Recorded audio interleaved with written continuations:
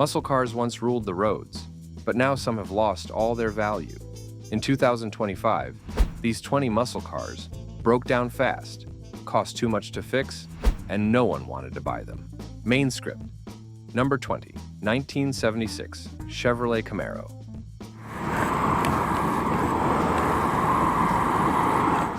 The 1976 Chevrolet Camaro's big body, sporty lines, and that muscle car feel. But wait a second, it's not as great as it looks. Let's talk real. Right off the bat, it came with a 250 cubic inch six-cylinder. That's not muscle, that's weak. Sure, there was a new 305 cubic inch V8 engine with 140 horsepower, but even that couldn't bring the power people expected. Most buyers got stuck with that engine. It sounded strong on paper, but not on the road. Now, here's the truth. Even the bigger 350 cubic inch V8 wasn't that special. It only had 165 horsepower. That's not much muscle for such a heavy car. You press the gas pedal and nothing exciting happens. Next up, the brakes. This year, power brakes became standard on V8 models. That's cool, but it doesn't make up for the weak engine choices and slow performance. The car looked fast, but it didn't drive fast. Moving on. Most people picked the Sport Coupe version. Over 92,000 were built just like that. But that's part of the problem. There were too many. The market was flooded. That made the value drop hard. Also, it got worse with time. Many of these cars didn't age well. Rust took over the floor, dents filled the body, engines stopped running. Manuals or automatics didn't matter. They all ended up in bad shape after years of sitting. Plus, the options were confusing, 10 new colors, 14 in total, but none of that made the engine any better. That didn't help the resale. People paid extra for air conditioning and automatic transmission, but it still didn't make the car better. Number 19, 1980 Ford Mustang.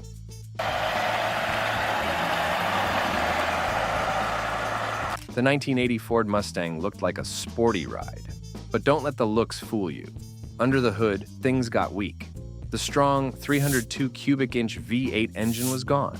In its place, a smaller 255 cubic inch V8. Less power, less fun. Even worse, it only came with an automatic transmission. That turned off every speed fan. But wait, there's more. The base engine was a tiny 4-cylinder. It couldn't keep up with traffic, let alone deliver muscle. Even the 200 cubic inch 6-cylinder wasn't exciting. It was old, basic, and used a simple 1-barrel carburetor. Nothing thrilling, just slow. Next up, styling stayed mostly the same. No big changes on the outside. Ford added bright halogen lights and some roof add-ons. But they didn't help performance. There was even a fake convertible roof called a carriage top. Looked fancy, did nothing. Inside the car, a few more colors, extra lights, and new seats. Some models got thick carpet and mirrors. Others added vinyl roofs and stripes. Cool? Maybe. Useful? Not really. None of these things fixed the real problem. Low power. Moving on. There was a Turbo 4 option. It sounded good, but had problems too. Not reliable, not smooth. The Cobra version tried to be sporty with spoilers, a snake decal, and slat grille, but the strong V8 was not available. So, it was all show, no go. And those fancy Recaro seats? They looked great, but sitting on nice seats doesn't make a slow car fast. Most testers still hated the base chairs and wished for something better. Number 18, 1975 Pontiac Firebird.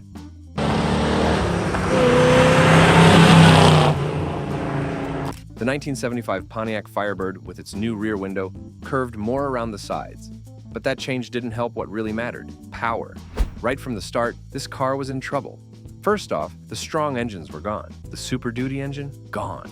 The big turbo hydromatic 400 transmissions? Also gone. Instead, buyers were left with a smaller turbo hydromatic 350 automatic. That one didn't need a fancy electronic kickdown, but it was weaker and less exciting. Next up, the engine blocks got worse. Pontiac used a new type called 500557. These were weaker. They had less nickel and less metal inside. That made them lighter and cheaper, but also easier to break. Not good for a car meant to be strong. And then came the fake high-output engine. Sounds cool, right? But no, it was just a regular 455 cubic inch engine with a soft camshaft and a blocked-up exhaust.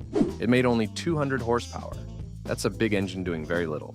Let's not forget the body shape. The Firebird dropped its sharp Coke bottle curves and went with a softer look. By 1975, the rear glass finally matched the original design plans. curving down toward the trunk. That sounds like style, but didn't help speed, handling, or performance. Now, here's the big issue. That engine couldn't even beat a Corvette from the same year. It ran a quarter mile in just over 16 seconds. For something with a huge engine, that's slow, very slow. So, between weaker blocks, slower times, smaller transmission, and low power output, this car had muscle in name only. Too heavy, too soft, and too late. It simply couldn't keep up. Number 17, 1982, Chevrolet Monte Carlo SS.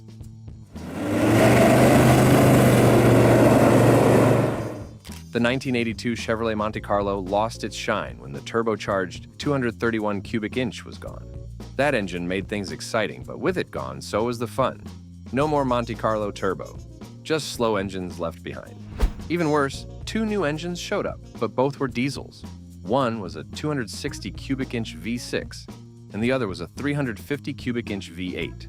Sure, they sounded big, but they were diesel slow. No muscle, no speed, and way too noisy. These engines were known for problems, not power. Now let's talk about how it looked. The black paint option? Gone. That stylish, classic color was no longer offered. And the cool, sporty interior with bucket seats? Also gone. Buyers only got boring bench seats. No console, no sports style. Just plain and dull. Even under the car, things weren't balanced. Weight was stacked up front. 57% in the front and only 43% in the back. That meant the handling felt off. It wasn't smooth and it didn't grip the road like a real performance car should. And one more thing, Monte Carlo was no longer in the same league. The platform was renamed from A-body to G-body, while new mid-size cars took its place. It was like Monte Carlo got pushed to the side, out of the spotlight. Nothing new stood out. No power, no style, no performance. The diesel engines were weak, the interior was boring, and the driving feel was sloppy. For anyone looking for a real muscle car or a sporty ride, this model failed to deliver. So, while other cars moved forward in the early 80s, this Monte Carlo stayed stuck, with fewer options and less to love. Number 16, 1978 AMC Matador.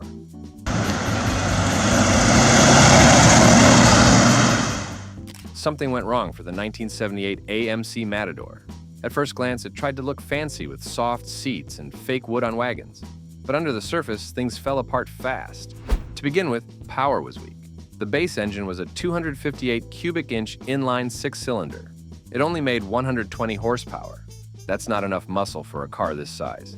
Even the 360 cubic inch V8 wasn't much better, with just 140 horsepower. Yes, the torque went up a bit, but not enough to save its slow feel on the road. On top of that, it had nothing special inside. Just basic radio options, some soft fabric seats, and vinyl on the wagons. No real tech, nothing exciting. It looked outdated even in the late 70s. The next big problem, sales dropped hard. The car sold only 1/3 as much as the year before. That's a loud warning sign. Most people didn't want it anymore, and there's a good reason for that.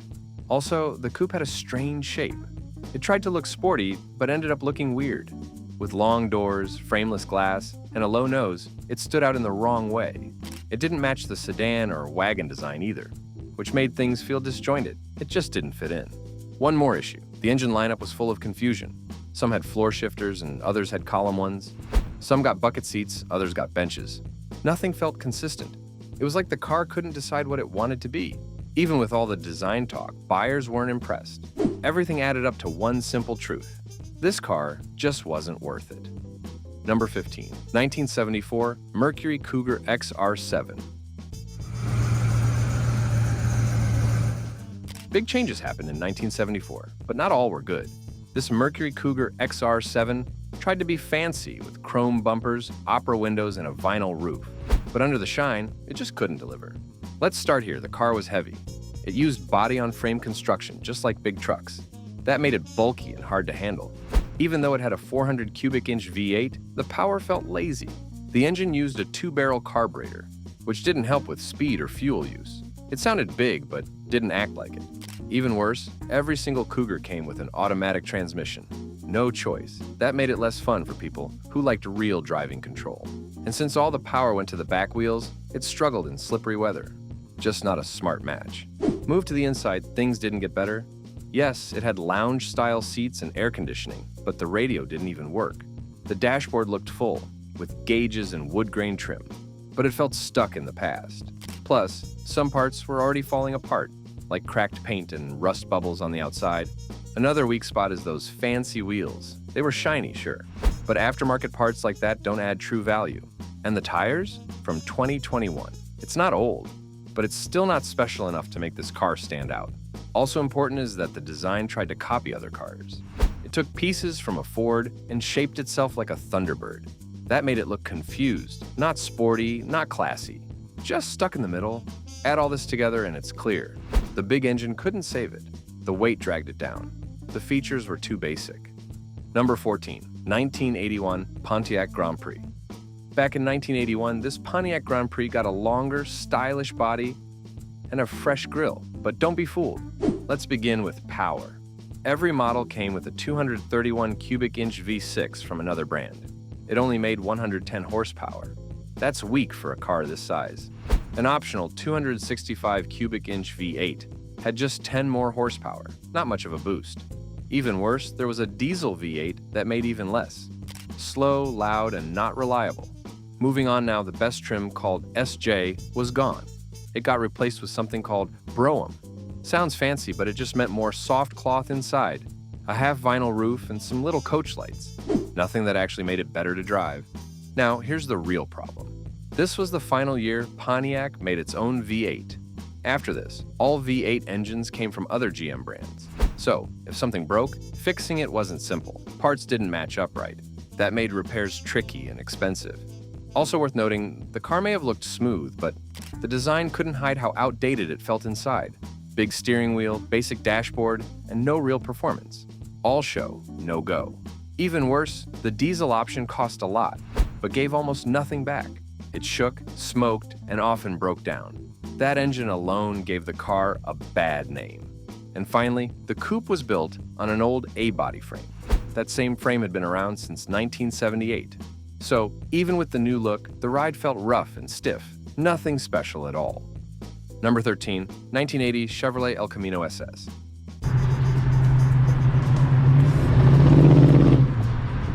The 1980 Chevrolet El Camino SS had that mix of a car and truck, with a long front and a cargo bed in the back. To start with, power was weak. The base engine was a 229 cubic inch V6. It only made 115 horsepower. That's not enough to move a heavy car truck like this. There was a bigger V8 with 267 cubic inches, but it only gave 125 horsepower. Even the 305 cubic inch V8 barely pushed out 155. Not much muscle for something called super sport. The next issue is the old parts. The design used bits from the Malibu wagon. The doors, front bumper, and even tailgate were all borrowed. So it wasn't really its own thing. Just a mix and match build that looked fresh but felt old. Now let's talk about driving. A 3-speed floor shift manual was standard, but most people picked the automatic. Sadly, that made the already slow engine feel even slower. Shifting wasn't smooth, acceleration was poor, and once it got going, the ride felt stiff and shaky. Speaking of even worse, the chassis was unique, but not in a good way. It didn't match any other Chevy, so fixing problems later became a big headache. Finding the right parts could be tough, especially since most of the frame wasn't shared with anything else. Not to mention, the diesel option from other years was already gone. The top engine with decent horsepower was also gone. That left buyers with weaker choices and no real upgrade path. Number 12, 1976 Dodge Aspen RT.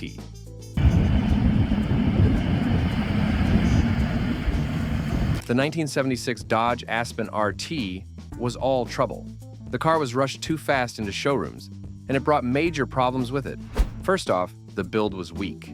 Front fenders started rusting super early. The paint peeled off like old tape. Then came the safety issues. Front suspensions could fail if you braked too hard. Some fuel lines rubbed against belts and could catch fire. Seat belts even popped open when the car stopped fast. None of that says safe ride. Now, here's more. The brakes were a big mess too. Battery acid spilled and ate up the brake lines. That led to poor stopping and dangerous driving. Then came stalling. The Aspen RT was known to shut off out of nowhere, right in traffic. That's not just annoying, that's scary. Let's push forward. The performance was not impressive. The standard engine was a 225 cubic inch slant 6. You could upgrade to a 318 or even a 360 cubic inch V8, but even the big engines didn't save the car. They sounded good but ran rough. The power didn't match the muscle car look. Another bad thing, it was a mix of old and new that didn't work. The chassis was fresh, but most parts were borrowed or reused. The two-door coupe had a 108.7-inch wheelbase, but sedans and wagons were a bit longer at 112.7 inches. That didn't matter much, since none of them drove smooth anyway. The last thing was that the recalls kept coming. Over 1 million cars were sent back for fixes just a year later. That's not quality. That's chaos on wheels. Number 11, 1975, Ford Torino.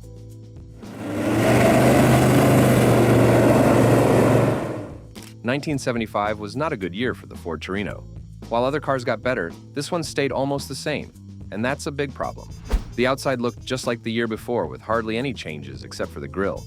But under the hood, things went downhill fast. Here's the big concern.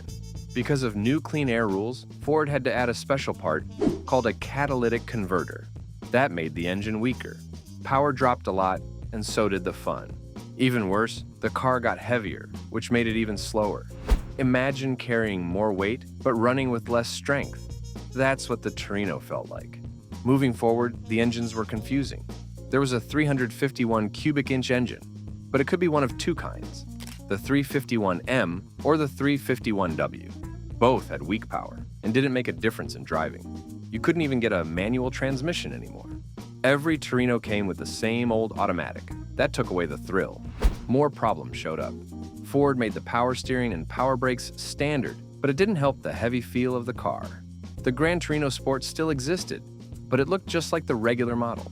Almost no one noticed the difference, and even fewer people cared. Let's not forget the drop in sales. The Torino used to be popular, but in 1975, fewer than 200,000 were sold. That's a huge fall. People wanted smaller, smarter cars. The Torino felt like an old idea in a new world. Lastly, even with its size, the Torino didn't offer much room or comfort. Buyers were done with big cars that drank too much gas and moved too slowly. Number 10, 1980 Dodge Marada CMX.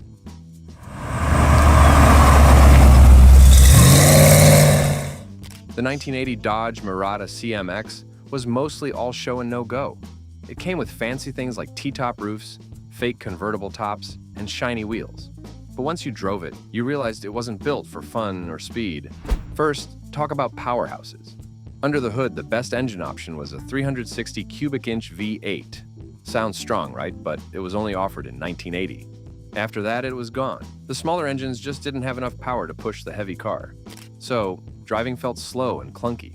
Digging deeper, the car had old-style rear-wheel drive on a platform taken from older models. That made the ride rough and the handling lazy. Even the sport handling package couldn't save it. The suspension tried to feel firm, but ended up feeling stiff and outdated. Looking inside, it had some neat extras like fake wood or brushed metal dashboards, leather seats, and a choice of radios. But none of those helped with the real problems. The car was heavy, slow, and hard to trust. The vinyl roofs peeled. The big bodies rusted fast. Even worse, parts started falling apart sooner than expected. Pushing ahead, sales stayed low. In 4 years, fewer than 53,000 were built.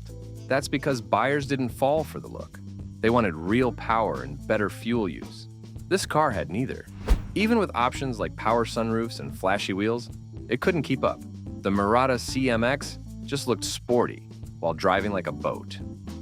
Number 9, 1981, Mercury Capri.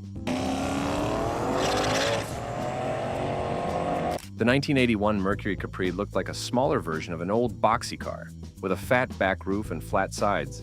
It didn't have the slick, cool shape other muscle cars had. Even with stripes, spoilers, and shiny wheels, it still felt dull. Now check this out. The front of the car was plain and boring. No sharp lines, no bold style. And those fake hood scoops? They didn't even work. The engines hiding underneath were weak. The small four-cylinder made only 88 horsepower. That's not enough to push a so-called muscle car. The six-cylinder wasn't much better, and the tiny V8 gave just a little more power, but only with an automatic transmission. Here's the real problem. It looked fast, but drove slow. It had some nice paint jobs and cool trim packages like the Black Magic Edition with gold stripes and seats, but none of that helped it move any quicker or handle better. In addition, the turbo version sounded exciting but came with problems. The engine used old tech that broke often and was hard to fix. Plus, all models felt heavy and clunky around corners. Even the RS version with a special suspension still drove like a box on wheels. By year 3, fewer than 25,000 were sold. That's because most drivers figured it out. The car just didn't deliver. It had a lot of looks, but not much action. Step inside, sure, you got power brakes and a wood-look dash, but that didn't make up for the slow speed and weak engine. The Capri faded away quietly, never able to beat the Mustang or anything else on the road. Number 8, 1979, Chevrolet Malibu Classic. The 1979 Chevrolet Malibu Classic was built for easy rides and family errands, not for strength, speed, or real excitement. Even with its bright chrome and soft Landau roof, it didn't bring much to the road. Now look closer. The engine was a 305 cubic inch V8, but don't expect much. It only had a small 4-barrel carburetor, and the car came with a lazy 3-speed automatic transmission. It was made to cruise, not to race. The 2.29 gear ratio in the rear made it feel even slower. Every time you hit the gas, it just sighed. Not only this, the black vinyl seats might seem sharp, but they were basic. The dash had fake wood trim and simple dials. The steering wheel was just plastic with cruise buttons. Sure, it had a tape player and even a CD changer in the trunk, but none of that helps when the car can't thrill. It was a big car with small energy. Let's go underneath. Nothing special here either. The frame was strong, but the rear brakes were still old drum style. It had power steering and power brakes, but handling was soft and squishy. It leaned in turns, rocked over bumps, and didn't feel sharp or fun.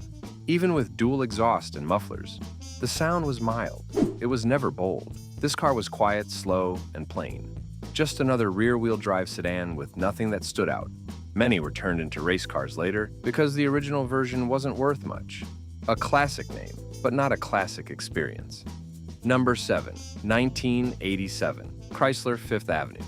The 1987 Chrysler Fifth Avenue could not hide what it truly was. Even the deep Night Watch blue paint and shiny chrome couldn't make this one exciting. Under the cover, it had a 318 cubic inch V8 engine. But wait, it only made 140 horsepower. That's not enough to move such a heavy car with any real spirit. The 3-speed automatic made things worse. It shifted slowly and didn't help with gas or speed. On the outside, it wore a Landau vinyl roof and chrome trim like a tuxedo. But under that classy look, the car had no muscle. The 15-inch wheels with wire-style hubcaps added flash, but not function. The soft suspension used leaf springs in the back. That made rides floaty and steering loose. The front brakes were discs, but the back still had drums. That setup was already old in the 80s. Inside looked rich, with blue leather seats and wood trim. But it had issues. The cruise control didn't work. The dash still showed an old 85 miles per hour speed limit gauge. The switches were silver, yes, but it was the last time Chrysler would even bother with that detail. As time went on, even the company dropped features. This was the final year for two-tone paint, the rear stereo amp, and thick, soft carpets. It was clear this model was losing its charm. Even with low miles, this car doesn't excite me. It just cruises slowly with tired power. Fifth Avenue was all the flash and couldn't hide the fading design. Number 6, 1976 Pontiac Ventura. The 1976 Pontiac Ventura had clean lines and a fresh grille. The power and performance were stuck in slow motion.